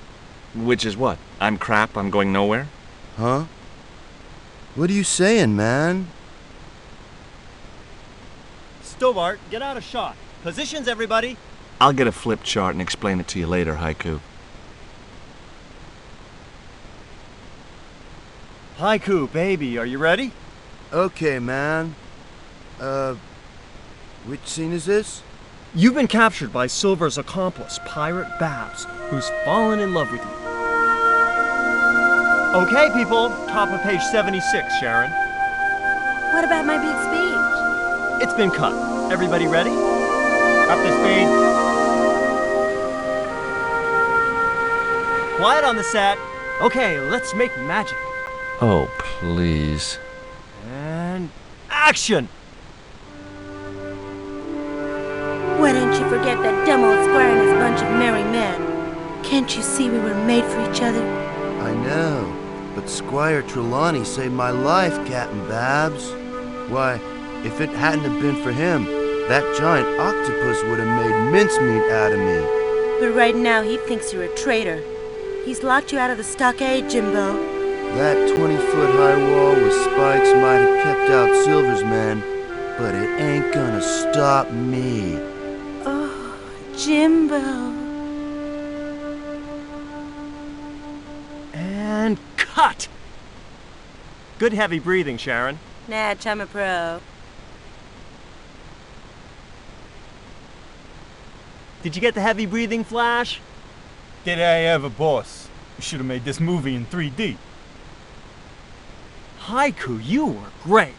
We're setting up for the stunt now, so get a bite to eat.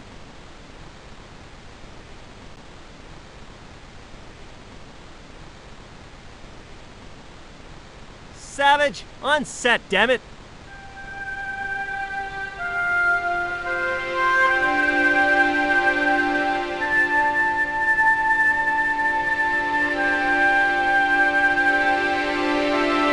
Hey there, I'm George Stobart. Well, hi, handsome. You're cute. I wish it was you playing the lead male instead of that kid. I can't act, ma'am. So what? I bet you can kiss. I couldn't believe I was having this conversation with a real movie star. I found this reed in the swamp on the other side of the island. Oh, yeah? Yeah, and I used it to shoot a poisoned dart at a wild boar. It was a real-life drama, not just a scene from a movie. Right. She was having trouble with the whole real life is not a movie concept. Take a look at this ancient Mayan artifact. That's just a hunk of stone with a picture scratched on it. In a way, I guess. You don't happen to have seen anything similar, have you? No. What do you think of these? Ew, they're awful. You have no idea how much you've just gone up in my estimation. Would you like this bun? All right. Oh, wait a minute. Hawks is watching me. Don't let him see it. Oh, he's looking right at me. What's the matter? Never mind. Just put that cake away and pretend you weren't talking to me. What part are you playing? Pirate Babs, the ruthless and passionate lady buccaneer. It's a great part. I get to kiss a lot, and I kick ass. Like the boots? What's it like sharing the spotlight with an actor who's young enough to be your son? What do you mean?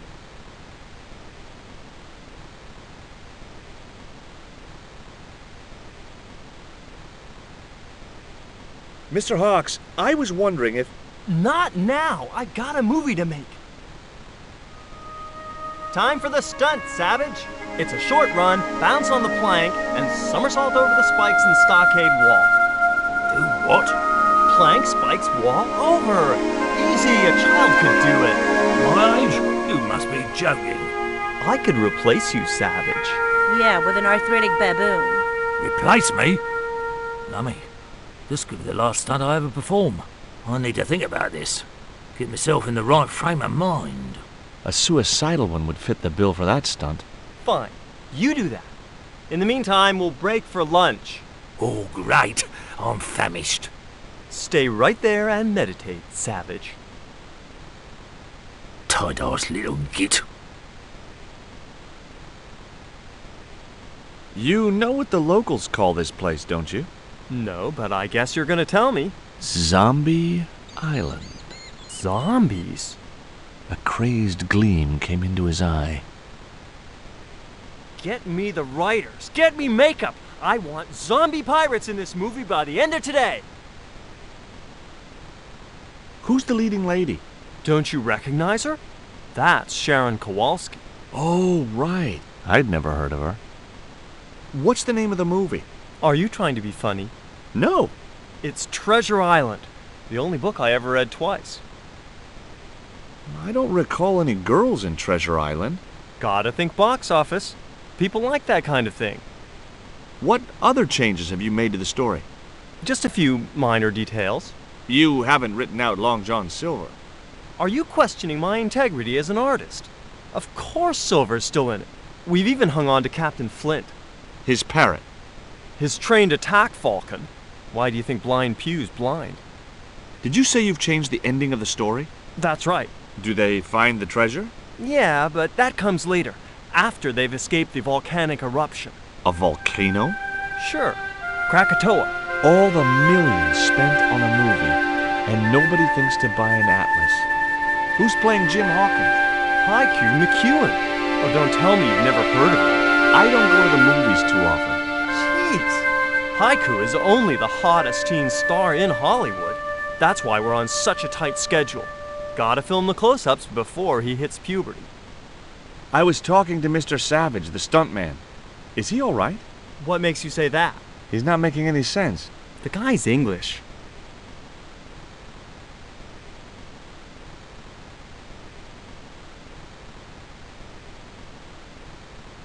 What have you got there? Would you like a bun? No way. The last one I tried cracked my dentures.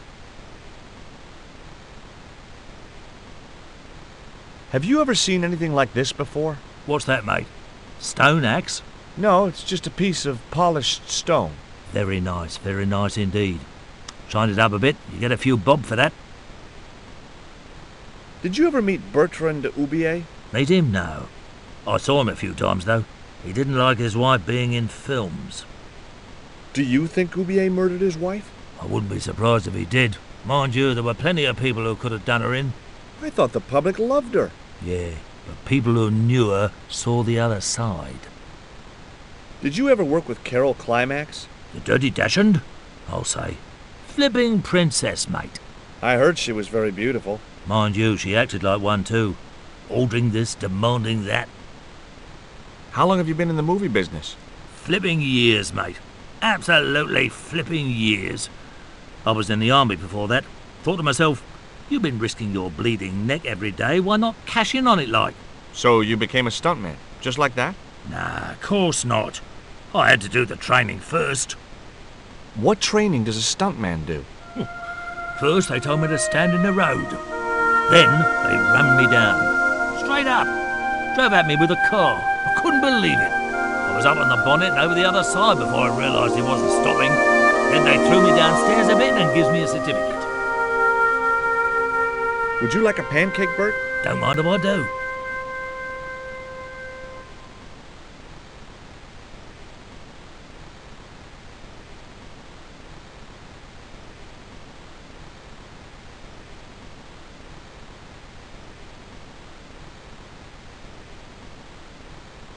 I was already carrying one of the stale buns.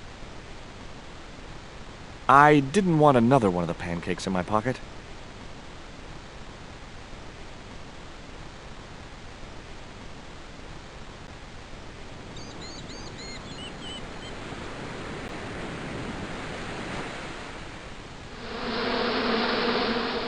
Those hornets were not pleased.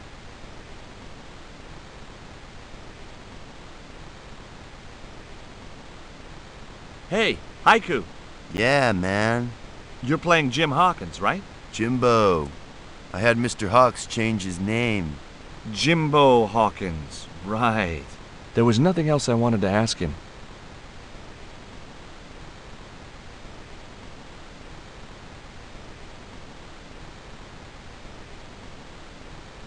Hi. Hi, gorgeous. What do you think of Hawk's treatment of Treasure Island? It's okay, I guess. I never saw the original. It's a book. One of my favorites. Really? The novelization's out already?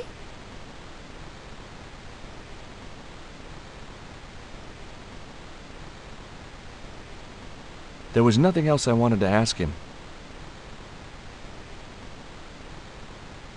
What do you think of Haiku McEwen? What's to think? The kid will have earned more by the time his balls drop than I'll earn in a lifetime. Good luck to him.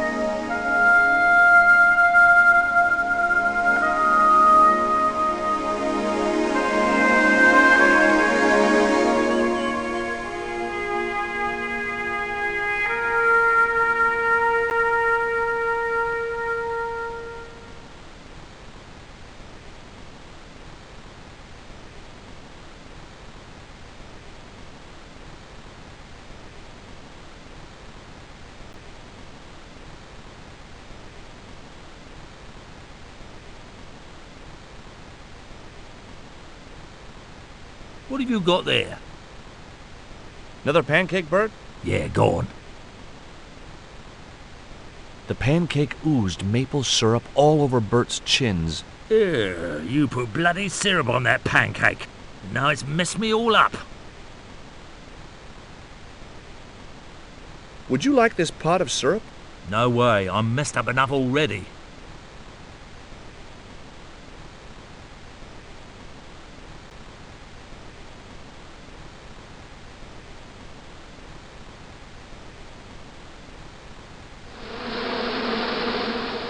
Those hornets were not pleased.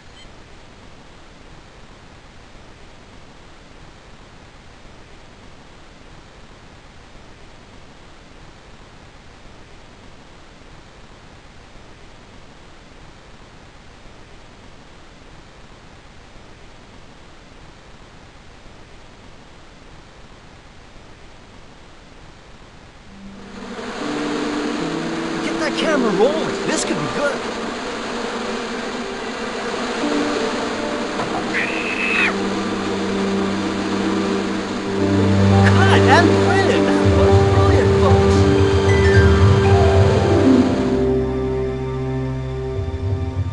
Okay, the next scene is down on the beach. This is where Hawkins finds the treasure in the Cave of the Crabs. Would those be giant killer crabs by any chance? Giant mutant killer crabs with attitude. There it was, the rock I'd seen from the Camel's Hump. Now that I was close up, I could make out a small cave near the top of the pillar.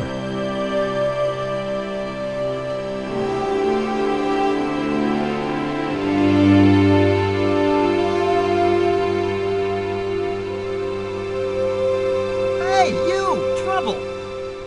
Who, me?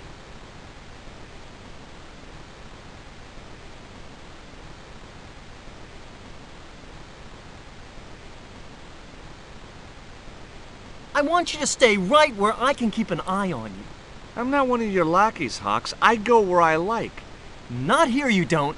The movie company has rented this island for the duration. You're trespassing. Do as you're told or you're gone.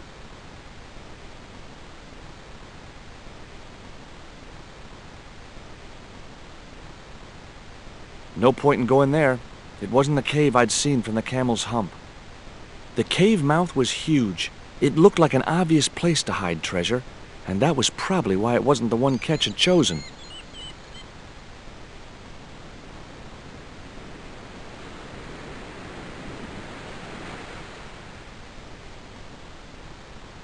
Hey, surfer boy, stay out of there. Oh, what is it this time? That's the wardrobe tent. You've got no business to be going in there. Looked like I wasn't gonna get to play dress-up. The little tent was like a canvas outhouse. It was a portable movie camera. Yeah, hang on there a minute, champ. No messing with the equipment or the union will be down on you. Oh, okay.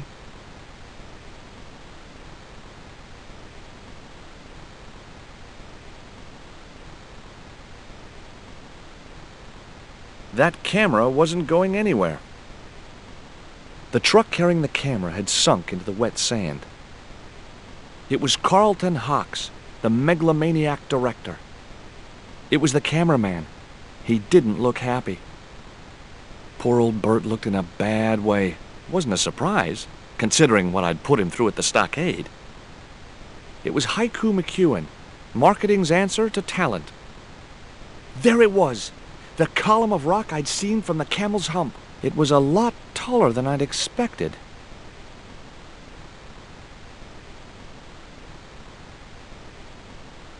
Hey, Haiku.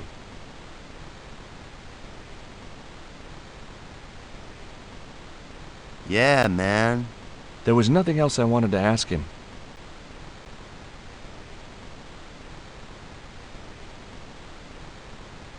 Hi, Bert. Don't you eye me. Fine friend you turned out to be. What's the problem? Huh. I've had a great idea. How about you dress up as Jim Hawkins and climb up to that cave over there? What cave? That cave? You must think I'm balmy.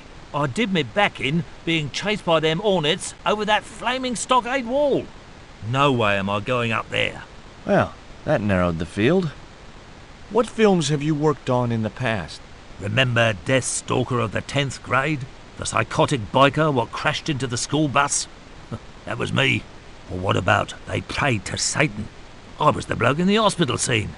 You know, the one who caught fire, fell through the flipping skylight. I don't think I caught those. Must be cool getting to travel the world like this. Yeah, nice here, innit? My Beryl used to love the seaside. Day out at Clacton. Bloody smashing. A pint of jellied eels washed down with a bottle of brown. Quick feel on a big wheel and a stroll around the town. Course, them days, you could live like a flipping king on 10 bob a night. Tombola, frothy coffee at the cap or the prom. You know, I don't have the faintest idea what you're talking about. Look, Bert, what's wrong? You got a bloody nerve. If I didn't know better, I'd have thought you gave me that pancake just so them hornets would go for me. Oh, Bert, you've wounded me. How can you think that? Well, by looking at the evidence. I don't know why you still want to be a stuntman anyway. Which is all I know, isn't it? If I don't do this, what do I do? Well, how about being a stunt coordinator? Being a what? You stand around in a big jacket and a baseball cap, telling the stunt people what to do. I can do that. Hey, you've done the job for years and you're not dead. That's gotta be good for morale. Well, I dunno. You get your own megaphone. I'll do it. George Stobart, international adventurer and roaming careers advisor. What's it like to work with Carlton Hawk? Flipping misery, mate.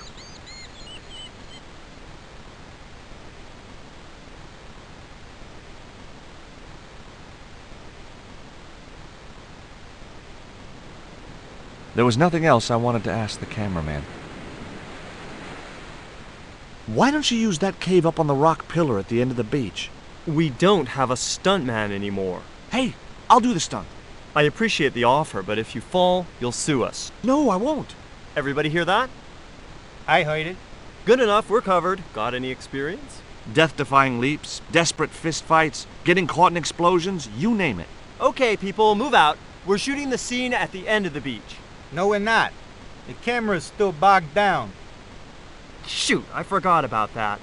No go, Stobart. We'll have to use this cave after all. You don't look happy. Why should I be happy? Look at that cave. It's supposed to be where the treasure is. So? Look at it. It's crap. Does that look like the sort of place anybody would hide treasure? I should have had props build me a proper damn cave. A cinematic cave. What do you mean, a cinematic cave? One with drama. Danger. One that looks like the mouth of a big stone skull would be cool, but I'd settle for drama and danger. Mr. Hawks doesn't like that cave. He says it isn't cinematic enough. Well, that's just too tough. The camera's bogged down in the sand. If he wants the shot done today, it'll have to be that cave. There's a pretty good cave over on the other side of the bay. The one up in that finger of rock? We'd need a stuntman. You got a stuntman. We ain't got no stuntman. Bird injured his back doing that dumb wall jump.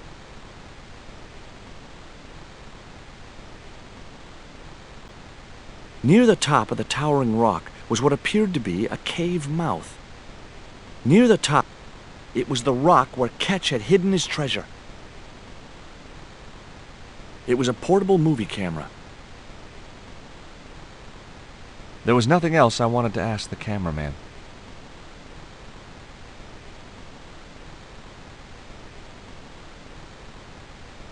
There was nothing else I wanted to ask him. Flash? Yep. We can't film at the Needle Rock because the camera's bogged down, right? You got it, champ. So why can't we use the portable camera instead? You know, that's a pretty smart idea. There was nothing else I wanted to ask the cameraman.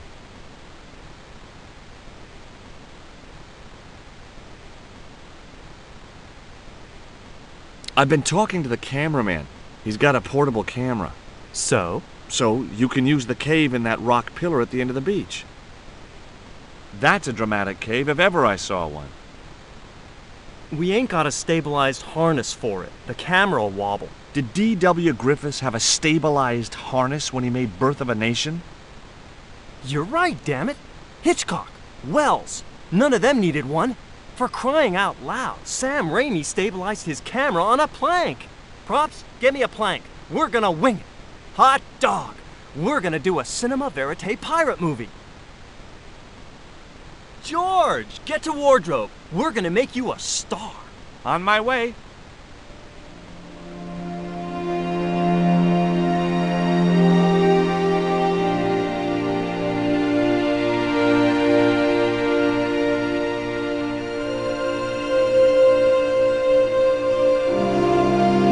Ready when you are, Mr. Hawks.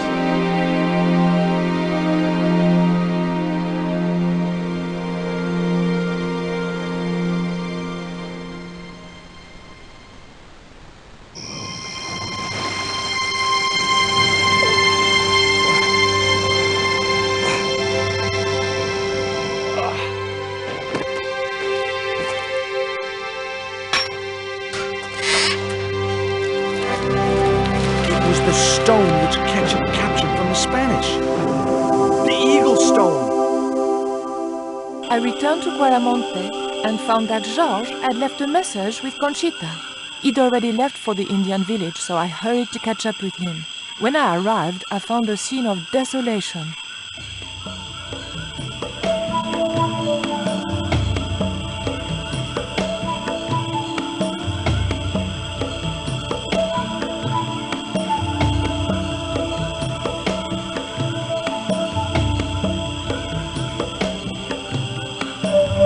These sunglasses are Georges. Georges, where are you?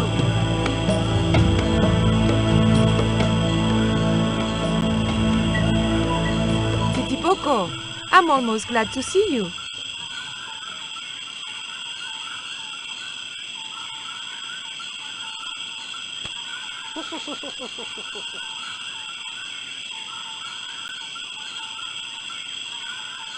You little asshole! What happened here? Are you responsible for this? And where's Georges? Have you seen him? He was pointing to the remains of a burned-out hut.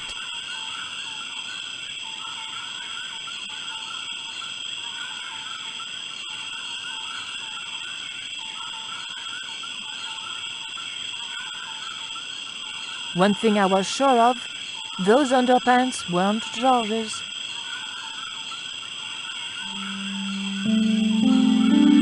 Maybe Georges can make use of these.